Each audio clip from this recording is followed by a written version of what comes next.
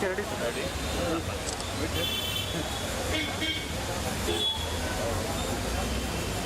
नकीब मिल्लत अलाज barrister Asaduddin Owaisi साहब सदर मस्जिद पार्लियामेंट हैदराबाद की हिदायत पर उनकी सरपरस्ती में मजलिस इत्तेहाद मुस्लिमीन के कायद मुकर्रमा नकीब मिल्लत अकबरुद्दीन ओवैसी साहब जो अनीसुल गुरबा के मसले में बरसा बरस से जद्दोजहद करते आ रहे हैं। ये इंस्टीट्यूशन पहले एंडोमेंट्स में था और डॉक्टर वाई.एस. राजशेखर रेड्डी साहब के टाइम पे असेंबली के अंदर अकबरुद्दीन ओवैसी साहब ने इस बात को उठाया था कि ये हिंदू एंडोमेंट में है और इसको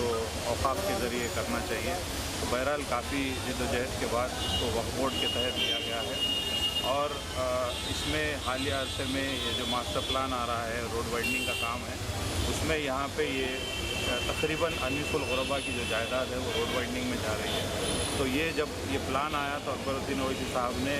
मुसलसिल रोशया साहब के टाइम से, जब रोशया साहब चीफ मिनिस्टर थे, जब से मुसलसिल कोशिश कर रहे हैं कि अनीसुल गुरबा जो एक यतीम खाना है पूरे तेलंगाना स्टेट में आज, उसके लिए एक अच्छी कुछ ज़मीन मिले तो एक बेहतरीन यतीम खाना यतीम बच्चों के लिए तामीर किया जाए। इसके लिए जब इसका हैंडओवर लिया गया था तो अकबरुद्दीन ओवैसी साहब ने खुद अपनी तरफ से डोनेशन भी दिया था यहाँ के लिए, यहाँ के इंतज़ामात के लिए, सहूलियात के लिए। अभी भी उन्होंने यहाँ का प्लान हासिल करके एक बेहतरीन आर्किटेक्ट से यहाँ के प्लान वो तैयार करवा रहे हैं अपने ज़ाती सरफे से और यहाँ पे एक स्टेट ऑफ द आर्ट यतीम खाना बनाने की उनका एक ख्वाब है, जिसको हम यहाँ पर आज आकर हमारे मोतमद उमूमी अहमद पाशा कादरी साहब चारमीनार एमएलए और मिराज साहब नामपल्ली एमएलए और कौसर मस्जिद साहब कारवान एमएलए, हम तमाम सब यहाँ पे इंस्पेक्शन के लिए आए। यहाँ पे रिक्वेस्ट पे ऑनरेबल चीफ मिनिस्टर रिस्पॉन्ड किए और हमको अनीसुल गुरबा की यतीम खाने को बड़ा बनाने के लिए 4,319 गज की ज़मीन दी गई है। उस ज़मीन पे हम कॉन्सेप्ट प्लान तैयार कर रहे थे। इस बीच में ऑनरेबल एमएलए